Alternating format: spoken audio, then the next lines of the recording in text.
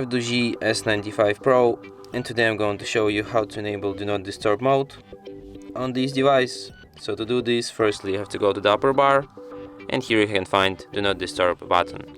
Tap on it once and you can switch this mode. By holding your finger on it, you can access some of its settings, like you can add exceptions to this device. It could be calls from everyone, from contacts only, from starred contacts, or from nobody. Here you can stare contacts. There's also an option allow repeat callers. If the same person calls a second time within 15-minute period, this call will be added to exceptions too. The same goes to messages. You can also add alarms, media sounds, touch sounds, reminders and events to the exceptions. You can restrict notifications, you can restrict only sound notifications, or you can restrict and sound and visual notifications, or you can customize it for yourself here.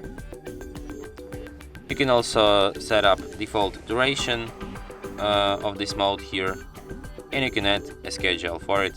So here you have to enter name of your schedule. You can select days in which it will be active. You can select start time, end time, and also your Do Not Disturb mode's behavior. And that's it. Thanks for watching. If you find this tutorial useful, don't forget to hit that like button and subscribe to our channel.